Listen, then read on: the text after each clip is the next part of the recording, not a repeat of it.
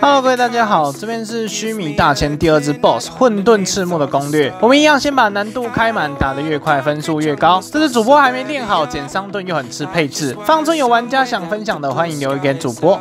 这边先给各位看一下我的配置打的节奏。为了让武器 CD 更符合可消时间，主播1棒是用走了进去。顶配的话就不用管这点，后面会放上花花忍的通关记录。老花直接配碾这只啊。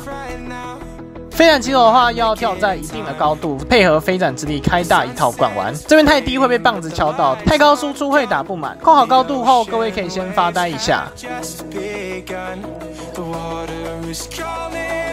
最理想的状态就是打完直接打出减伤盾，这样刚好不会卡到时间。这边推荐牵引一下，主播会故意在第二波加血试图卡出飞叶，但没有5命真的比较难卡出来，容错非常小，还会吃禁咒。有武器就直接开，打完就准备献祭。这边主播遇到的板子非常烂，属于那种会卡到时间的板子，但我已经没心态了，所以就继续打。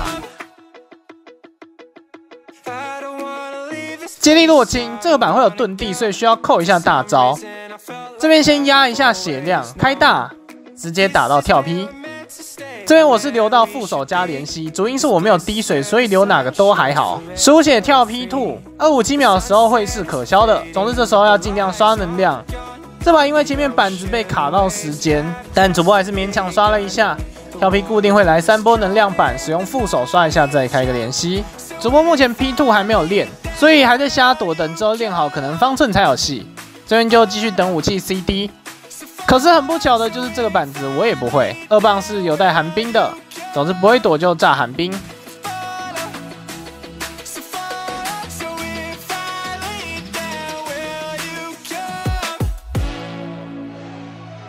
龙战加武器打到7条半后出盾，这只鬼族应该就是为了让玩家更需要落青。那运气很差 ，BOSS 跑到后面去了，没办法一套带走，先等他回正面再说。这边210进入可消，主播用连吸来保命，顺便刷一下能量，就等他回去了。回去之后落青直接开大，不等龙战落青8条是绰绰有余。这边主要是担心打到死，还好后面消失是无敌的。只要撑到就过关了。如果你是学武玩家，请问阁下该如何应对？反正这样慢慢打完是49600左右，但主播觉得不够流畅，所以请华忍特工队组长花花来做个分享。他的配置比较顶，打出来的流程更加流畅。前面飞斩流程都一样，直接开大打到出盾。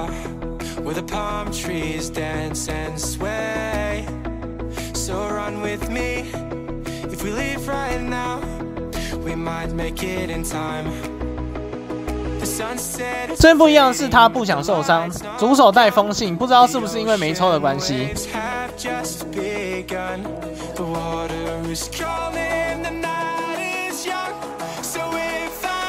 反正这边也是开完武器后献祭。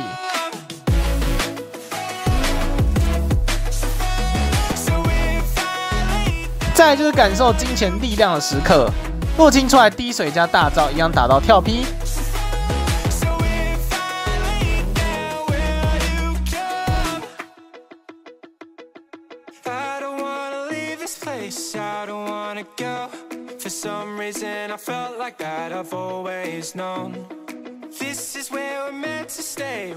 能量把2发龙奥比灌下去，他已经把幻化也搞出来了，好羡慕哦。2把鬼族特工直接续好大招，顺便打出最后一个减伤盾。顺带一提，花花说他也不会打，所以才带了寒冰。